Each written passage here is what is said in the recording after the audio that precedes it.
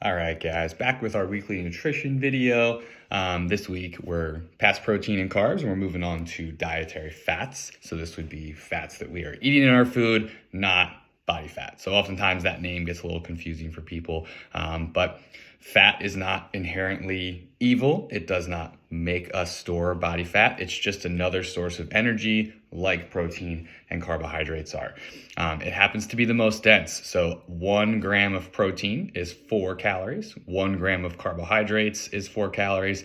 1 gram of fats, dietary fats, is 9 calories. So more than double. That's where the portion sizes, which will be kind of a focus of today's little chat here, can be a little bit depressing when you look at serving sizes there. So, but fat is vital. We have to eat dietary fat. It's not something that we can avoid completely. We can live with extremely low amounts of carbohydrates, although it can be shocking to the body to go super low very quickly. But we need fats and we need protein for our body and our brain to function properly and healthy. So somewhere between 20 to 35% of your total calories. Any of you guys who are tracking macros, you can look at your macros or ask me and we can tell you the percentage that you're at. But generally around 30% is where, if I set your macros for you, it's probably going to be somewhere in that ballpark, depending on how you like to eat. And we want to try to get these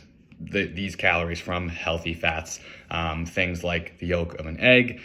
We can eat nut butters, avocado, coconut oil, olive oil, actual olives, nuts, seeds, and there's even some healthy fat in dark chocolate, but not super processed sugar-loaded chocolate, just a pure dark chocolate that is generally bitter. So if you like sweets, dark chocolate's not actually going to give you a lot of that sweetness there. So we do want to eat it generally throughout our day, and it comes along with a lot of other foods. There is some dietary fat in a lot of our protein sources. There's going to be more in beef than there would be in chicken. So, or there's more in chicken thighs than there are in chicken breasts. We do get a lot of our dietary fats from our protein sources, but we can add to our day to make sure we're getting enough.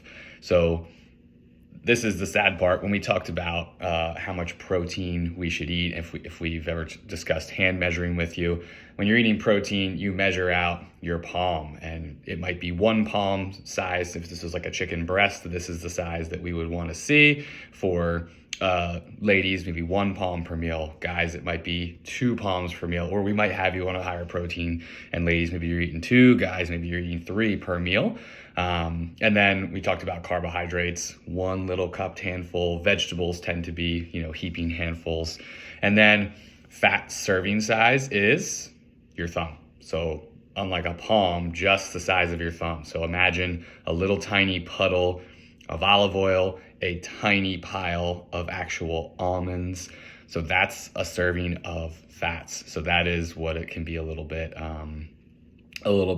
depressing or sad about that there. So the amount that we're going to eat is not going to be a lot. So it's very important, if we're adding fats to our meal, to weigh or measure those out to ensure that we're not getting super out of control with our calories. So that's where fats can tend to get a bad rap, is it's very easy to add too many calories to your meal or too many calories to your day compared to those carbs and protein sources.